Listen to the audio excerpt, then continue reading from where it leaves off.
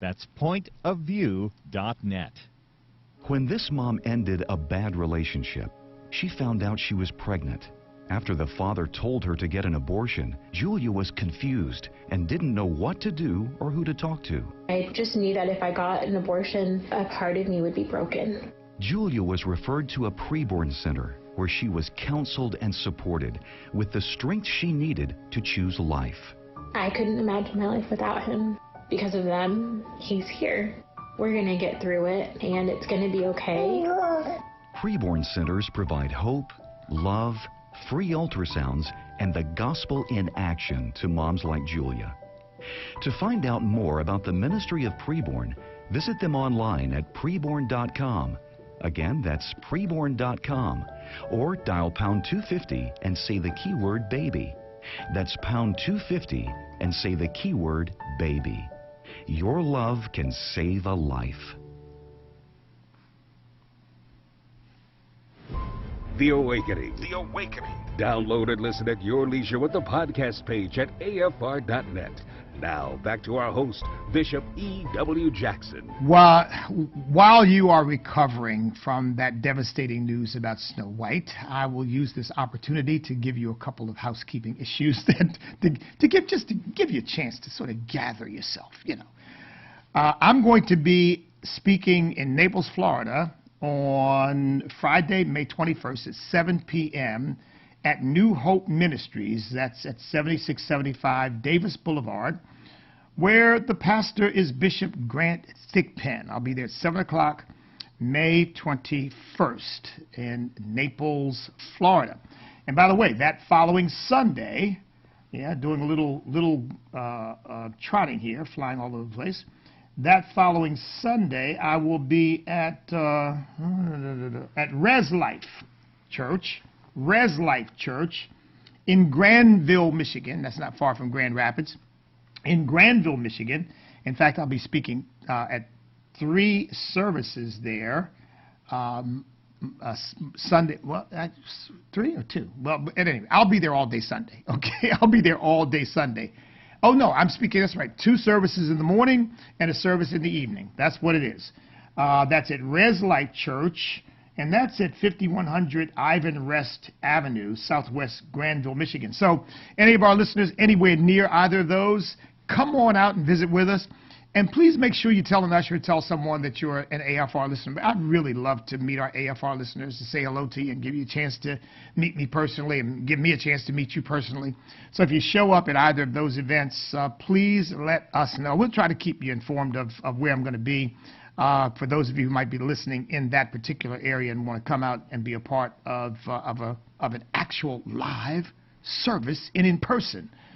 Okay, look. There is a whole lot to talk about, obviously, and one wonders sometimes, where in the world do you begin? Quickly, we mentioned Rudy Giuliani last week. I said, I hope that this is not some sort of vendetta prosecution, political prosecution, like what they do in third world countries. Nothing I've heard so far disabuses me of that notion, however. One of the things that we've heard reported in the news is that Rudy Giuliani was warned by the FBI that there was a Russian disinformation campaign that was lodged against him and one other person. As it turns out, that is a lie on 2 counts. One is that there was no such campaign against Rudy Giuliani, 1, and 2, the FBI never told him that there was. And yet, the press reported it like it was absolute fact.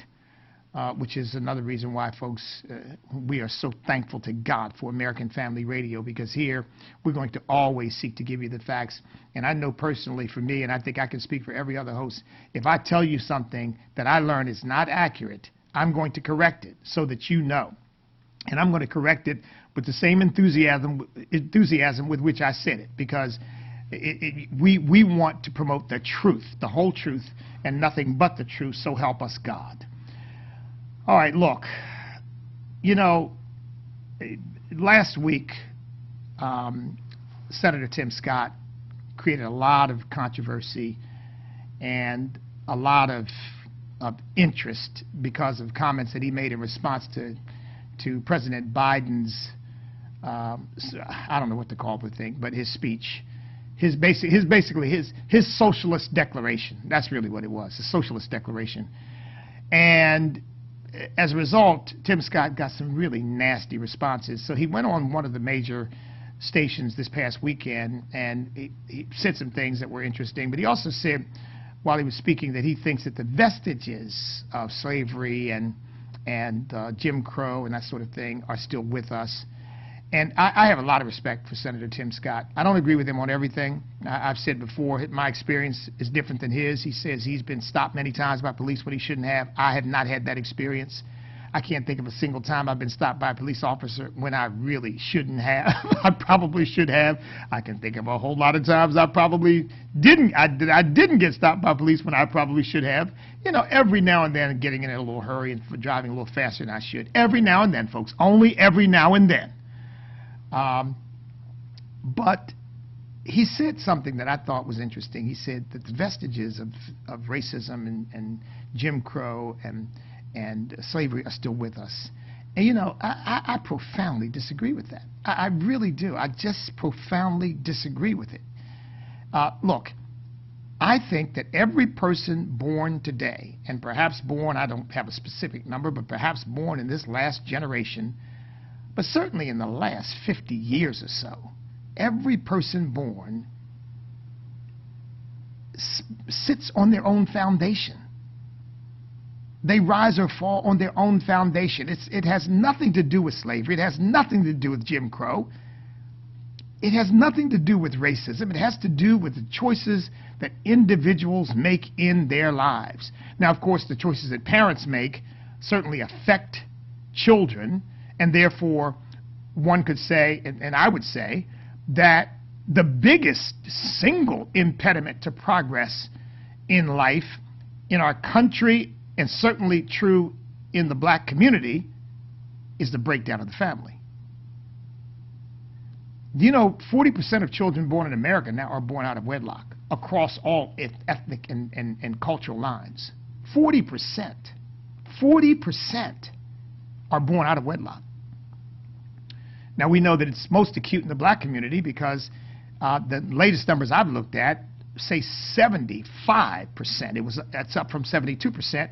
And in some places like New York, like Richmond, Virginia, for example, it's 80%. You want to look for what's affecting people's ability to make progress, that's where you look. You don't look back 150 years to racism. You don't look back to segregation in the South. You look back no further than, does this child have a two-parent family, a mother and a father to raise him or her, to guide them, to help them, to lead them, to protect them, to teach them what they need to know in order to navigate this world? Or are they basically going to be raising themselves? Because the mother's still raising herself because she's so young, and the father is out doing who knows what, either in prison or running the streets, or just basically abandoned the child and abandoned the mother and just went on about their business. If you want to look for causes of social dislocation and pathologies in individuals and in communities, that is where you look. Now, I'm not saying that Senator Scott would disagree with any of that. I just don't think you need to call attention to the past as if that provides you any understanding of what's going on now, because it does not. And, you know, I never hear anything specific uttered. I mean, because the left really believes that. I mean, so basically he's sort of giving them a little bit of a cushion. I wouldn't give it to them because I don't believe they deserve it, because I don't believe it's true. I look back on my life, because I say I've lived on both sides of this equation. I know what it is to experience success in this country.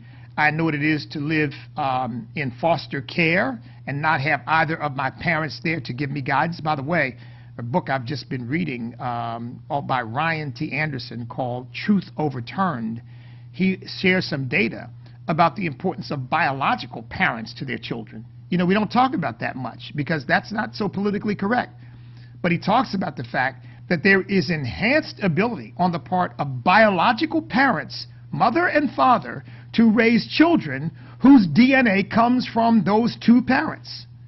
And that's not to say that adoption is bad or anything like that. It's certainly not to say that a parent who is a step-parent can't do a good job with children. I'm not suggesting any of that. All I'm saying is that they found, he cited studies that showed that the matter becomes easier and simpler when both parents are the biological parents of those children. Now, if you want to know how to deal with all these social problems, that's where you look.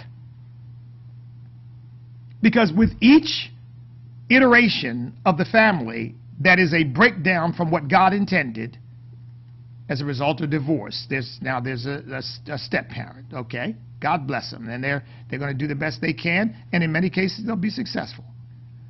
I mean, look at Colin Kaepernick. Both of his parents not with him, adopted into a white family, and is angry and bitter, highly successful, wealthy, famous, but is as angry and as bitter as any human being in our country. So they obviously took care of him, loved him, nurtured him, but it somehow wasn't enough. So I'm just saying, with each iteration of the family construct, so you get from that, then you go to single parent families, and that's harder, and then you go to this homosexual perversion of the family where you got two men and two women, and and the feminist mindset, you don't need a father, you don't need a man to raise and it just gets worse and worse. And I just don't want anybody to be distracted by this nonsense that, well, it's the vestiges of slavery. Give me a break.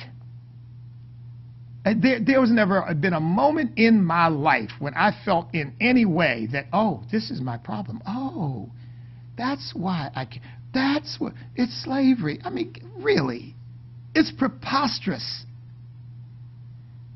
And that's the reason why nobody can ever point to anything specific, because there isn't anything. I mean, sure, you could have said that in 1866. You could have said that in 1870, perhaps, because you're looking at people who are now free for the first time, and they're trying to navigate what freedom means and what the responsibilities are, and how you do the things that once were done for you, how you do them for yourself and earn the money that you need to live and all of that. Okay, all right, I'll buy that. But I'm not buying that 150 years later. And folks, I believe most of the American people aren't buying it either. Stand by.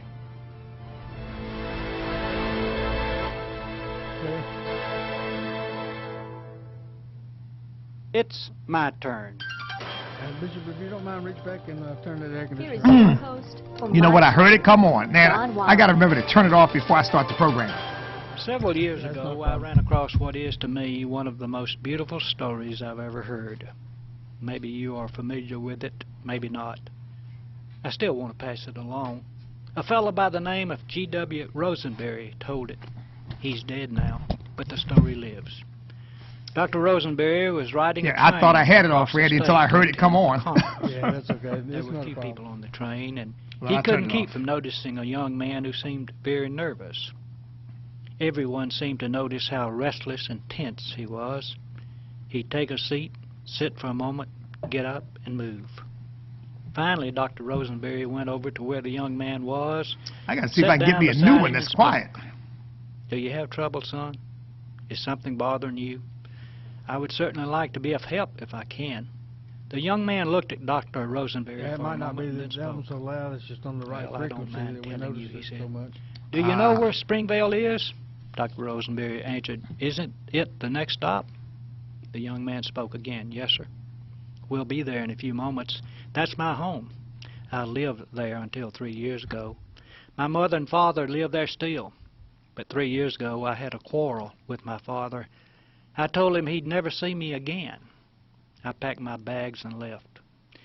It's been hard during the past 3 years. Many times I've wanted to go back.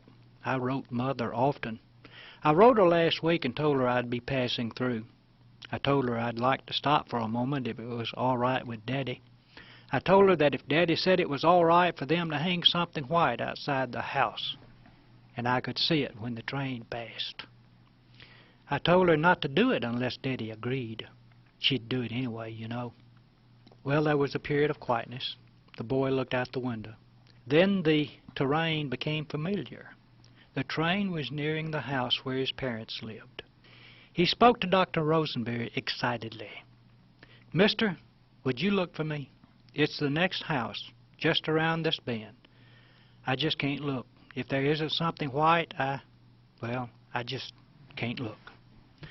Well, the train slowed for the curve and jerked a bit, stopping for the water tank. Nearly forgetting everything, Dr. Rosenberry just about shouted, "Look, son, look!" The little farmhouse was there amid the trees, but you could hardly see it for the white. The parents had taken everything white they could get their hands on and hung it out on the hillside. Every sheet, bedspread, towel, sock, handkerchief, everything white they could find was hung on that hillside. The boy became very nervous and pale. His fingers gripped the cheap suitcase. He was out of the car before it had completely stopped.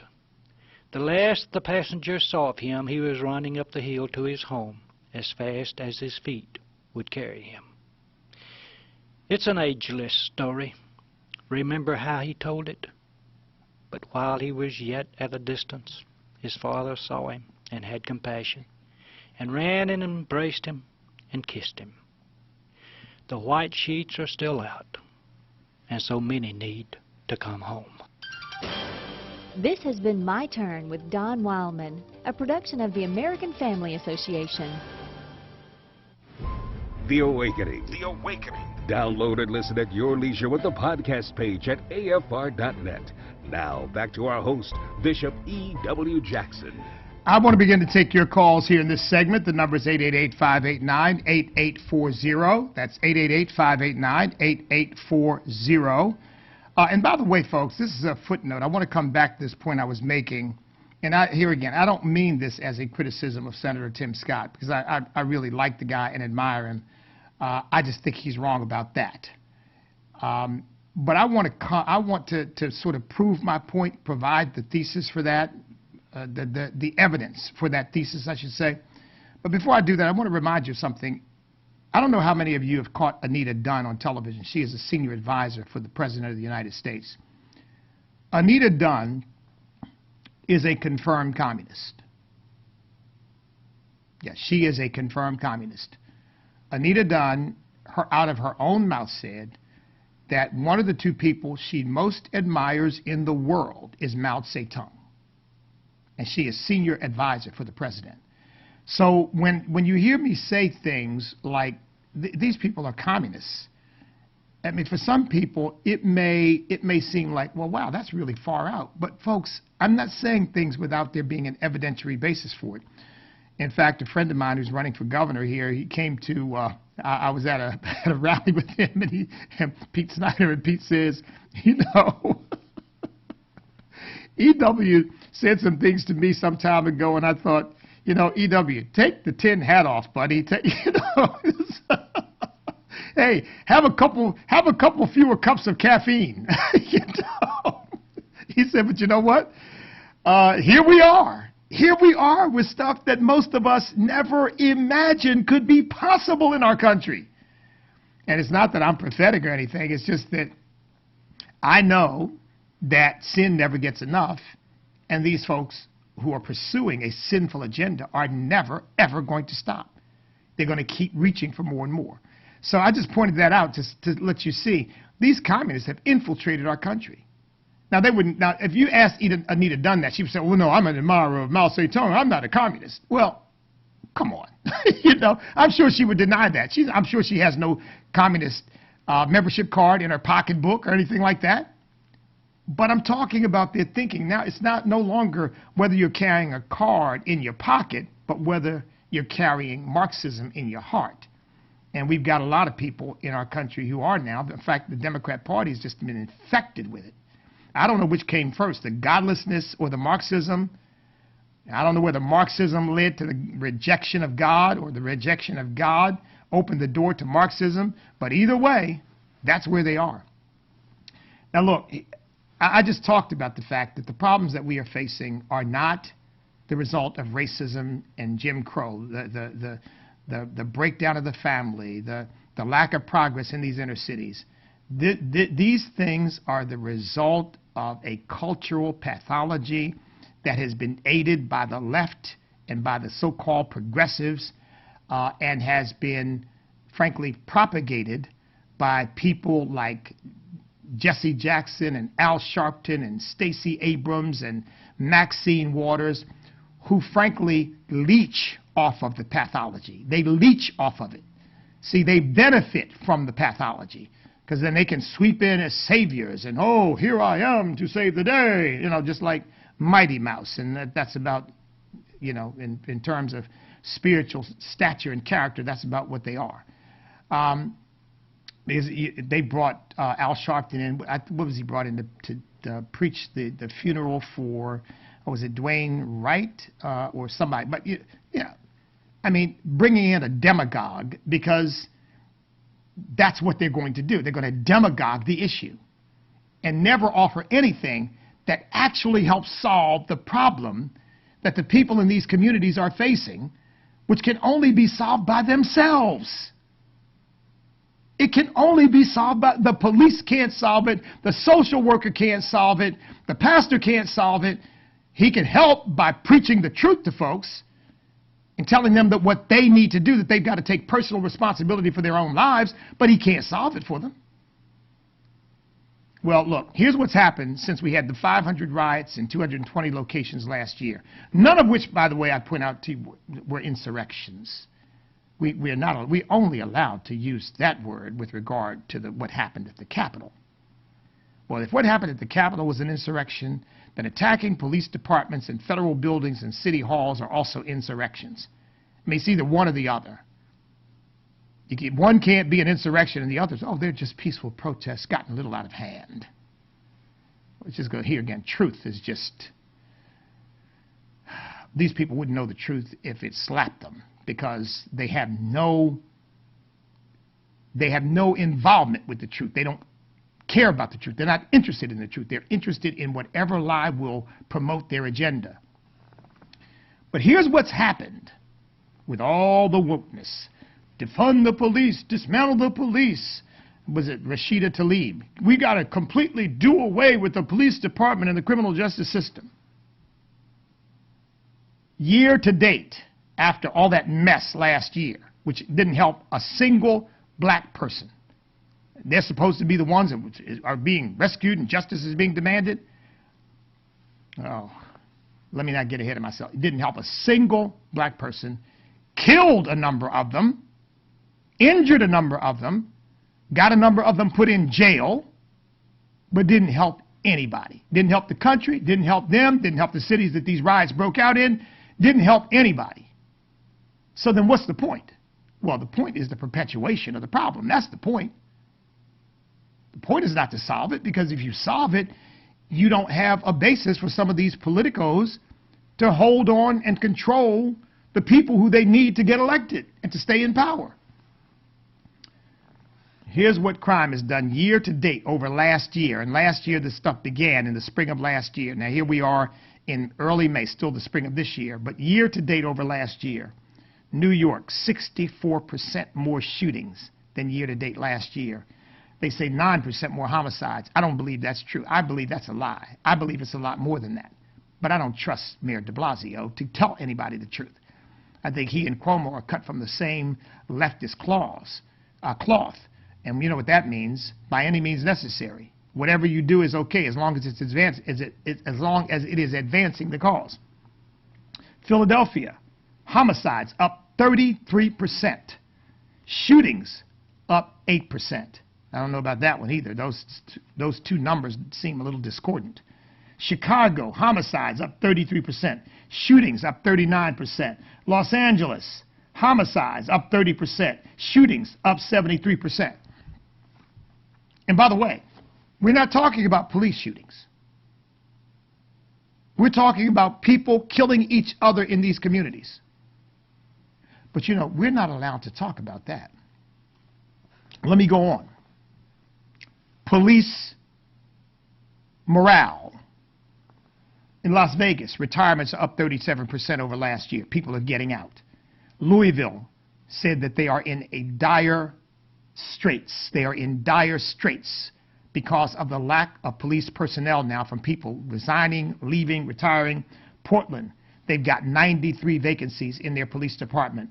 Philadelphia, they said that their situation in Philadelphia is a perfect storm because between COVID and all of the wokeness and the disrespect and dishonor of police, they're having now a policing crisis. New York City, retirements up 72%. Minneapolis, 20% of their force quit, just walked away, just left. Chicago, 560 retirements. Seattle said they're in a police staffing crisis. So what I'm looking for is all this progress that should have been made as a result of all the fight for justice that went on last year. What I'm looking for all is the peace that would be reigning in these communities now that we've got the police put in their place and we make clear that we don't trust them, respect them. I would expect, now that we don't have the police to deal with anymore, we can have peace in our communities and everybody will treat each other well, and there'll be no more killings of children and no more shootings of women walking down the street and no more murders. But it's getting worse. So, you know what it must be? Racism must have gotten worse since last year. That's got to be it, right? Yeah, I mean, we've had a spike in racism. That's what's producing all the crime and the violence and the murders, of course. You see, it just doesn't work, folks. We'll be back to take your calls in just a moment.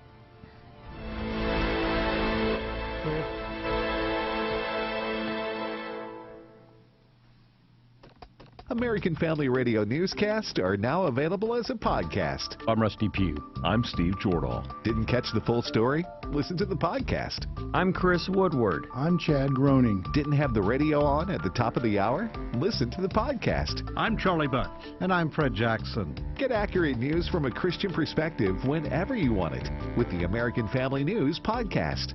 You can also sign up for our daily news brief. Visit onenewsnow.com. The American Family Association's mission is to inform, equip, and activate individuals to strengthen the moral foundations of our culture. We also support the church. Our goal is to be a leading organization in biblical worldview training. Here's another of our core values. We believe that our ministry, as well as everything in the heavens and on earth, belongs to God, and our role is that of a trusted manager. Thank you for standing with AFA as we seek to stop the erosion of godly values. In churches, and a lot of churches today, the issue of identity is sort of like the big elephant in the room. It's in the news, but it's not in the church. So if it's in society, it needs to be something the churches are addressing. In His Image, delighting in God's plan for gender and sexuality, is now available for church screenings and events. Every person in America needs to see this. And all pastors need to show this to the church, get the people informed. If the church and Jesus isn't the answer, where's the world going? We want the message of the film to touch as many hearts and lives as possible, and we'd love to join with you to bring the film to your community. So let's say you have a small group or your church, or we've even been bringing the film into some prisons. We want to partner with you. So what we'll do is we'll send you a special kit, and it's completely free, and it'll just have some extra resources to help you promote your event. To find out more about how to host an event, go to inhisimage.movie and click on the Host an Event tab. That's inhisimage.movie. Early on, you thought you were so similar, but then you got married. This is Focus on the Family Minute, and Melanie Shankle shares a little bit about what happened on her honeymoon. So I was ready to read my book.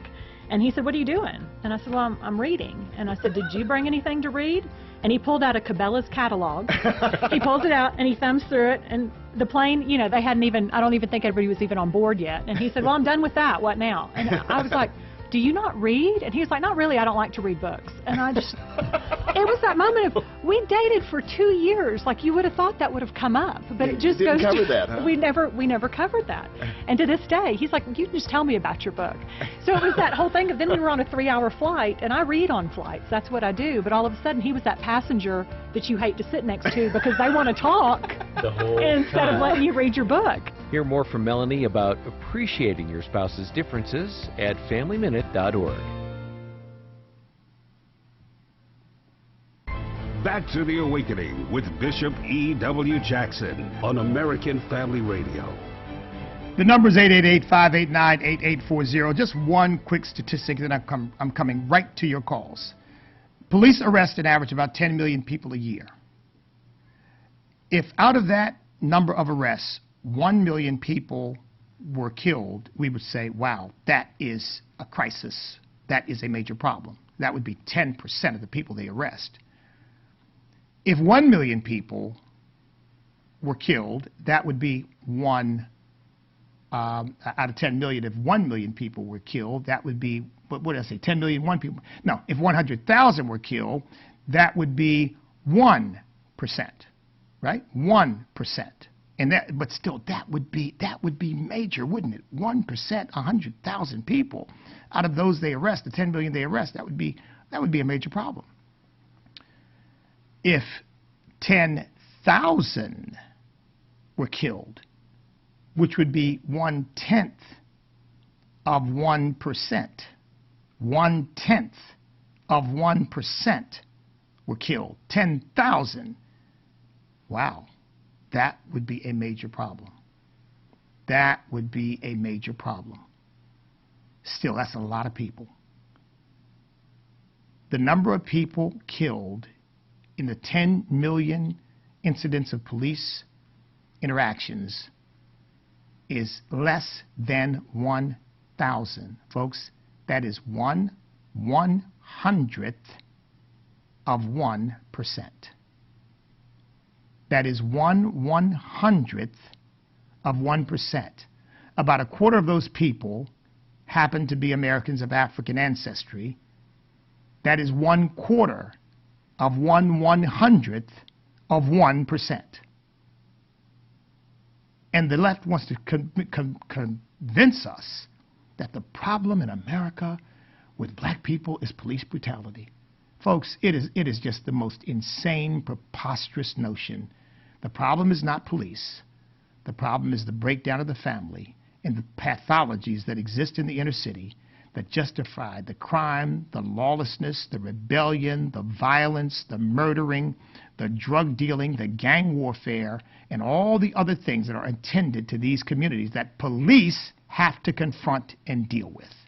Let's go to your calls. Let's go to Geneva in Arkansas. Geneva, welcome. Hello there, Brother Jackson. Hello there, Sister Geneva. Hey, I think I got a couple of answers for you. You talked about Snow White and that guy kissing her. I kind of have a feeling that they must have loved each other for him to just go right up and kiss her, because not many strangers just run up and smack you on the lips, you know. And well, listen, now you know the way the tale goes, of course, he does that to save her life, because that's the only way the spell will be broken, that true love, the kiss of her true love. But of course, we know in today's culture, that's not allowed. If it was true love, then he had to know her before, so that's why he kissed her to wake her up, you know. And then about this here misery of wearing our mask and all of that stuff, I'm like you. I just never did, because I know God knows when I'm going to go, and I'm not scared of nothing. Amen. But I think the leftist is so miserable. You know the old saying of misery loves company? Mm-hmm. Well, I don't plan on dancing with none of that. You know, they need to know Jesus. Amen. And their God happens to be Satan, and he's stirring that pot, and every time we're miserable and trying to get the blacks from the white and the white and everything, boy, I'm telling you what, oh man. Geneva, thank you so much for the call. You are on target. By the way, folks, when Geneva says their God is Satan, that's a biblical truth, because you can't be in a vacuum. Even if you're an atheist, your God is Satan, even though you don't recognize a God. The Bible says you're a child of perdition, and Jesus called them children of their father, the devil, who rejected him. So it's very biblical. I know it may sound terrible to the untrained ear, and they think we're talking about Satanists. No, we're talking about people, whether they know it or not, who are following the devil, because if you're not following God, that's who you're following. Thank you, Geneva, for setting that forth. Needed to be said. Let's go to Dorothy in Texas. Dorothy, welcome. Dorothy, are you there? Hello. Hi. Hi, Dorothy. Hello. Yes. I have a question, comment. Which do you want first?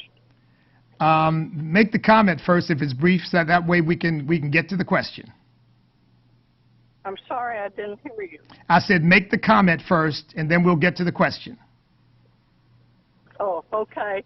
Many years ago when I was in college, like 50 years ago, I took an art class, and the teacher was interested in art, not in politics. Mm-hmm. And she explained to us, different than people today are politically saying, that black is the absence of color, and white is a mixture of all colors. And we all thought that was crazy, but she said, yes, this is artistically true. Yeah, I believe that is artistically true. Now, what's your question? What is the difference in an evangelical and a Christian? All right, Dorothy. Listen, thank you for the comment and thank you for the question. Dorothy illustrates again the absurdity of this whole concept, which you all know I don't like people of color because I've never met a person without color. I've never met a white person or a black person. You meet people of differing complexions. As to evangelical and Christian, evangelicals, I think, would say, and I consider myself an evangelical Christian, that evangelicals are Christians.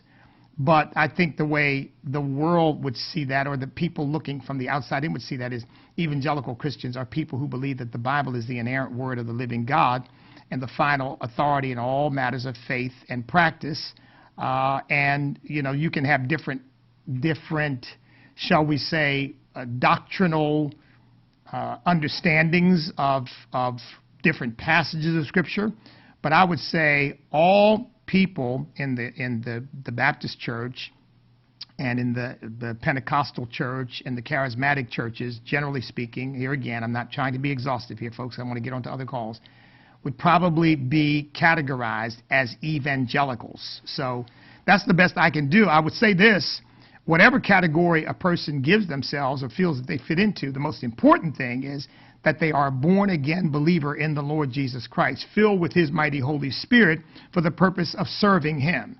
So you can call yourself whatever you want, but if that's not the case, that's just an empty category that'll lead you into hell just as quickly as any other thing, any other label you claim. So thank you, Dorothy, for the call. Let's go. You've been very patient. Tom in Virginia. Yes, this is Tom. Hello. Hi, Tom.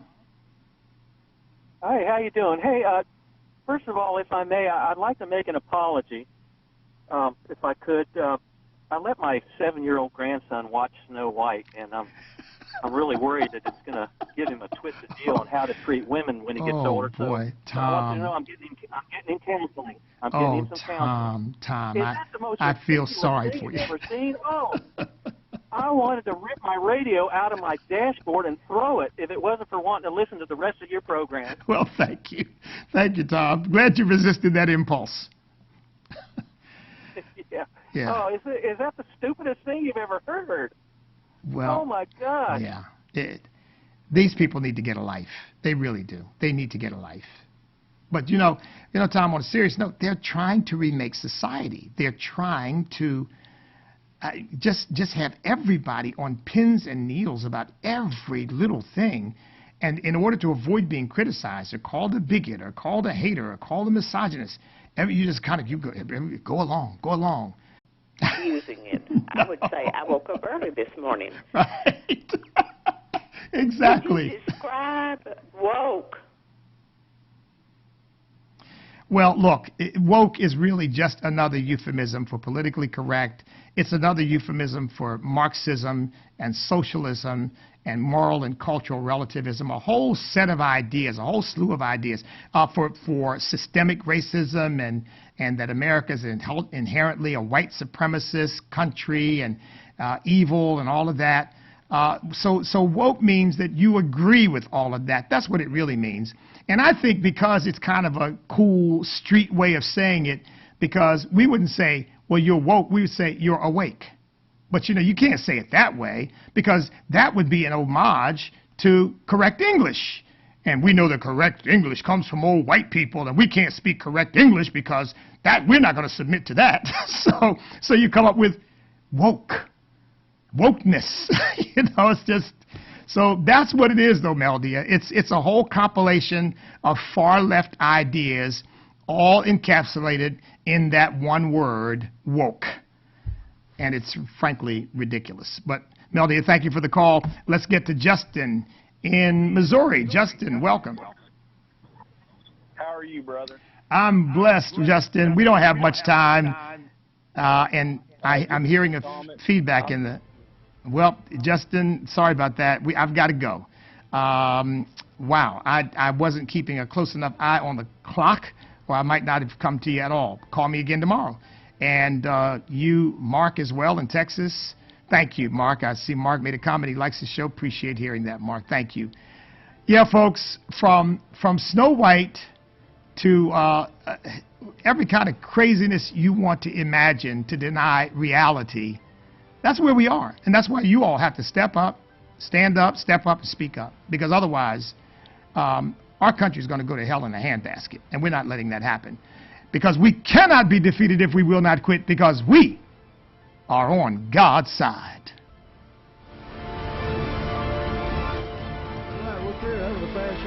Yes, it was, Randy. Okay, buddy. God bless. Talk to you tomorrow. Have a good day. Okay, you too. Bye. The views and opinions expressed in this broadcast may not necessarily reflect those of the American Family Association. Okay, everybody, listen, that's going to do it for me today. I think you all can still hear me. I always wonder about that, because depending on what I'm doing, I'm using different microphones and all of that. So now I take my headphones off, but my microphone's still on. But I've got to go. I got a lot to do this afternoon. And I'm going to be coming to you probably sometime this week. This is primarily, we've got a convention coming up in Virginia on Saturday, and I want to be coming to you with some thoughts about the convention as we prepare to go and vote. Some of the things that I think really need to be emphasized, and I will leave it at that for now, lest I launch into it. So listen, God bless all of you. Pray for me. I love you, and I appreciate your prayers and appreciate your support very, very much, and look forward to seeing you all somewhere on the trail, okay? God bless.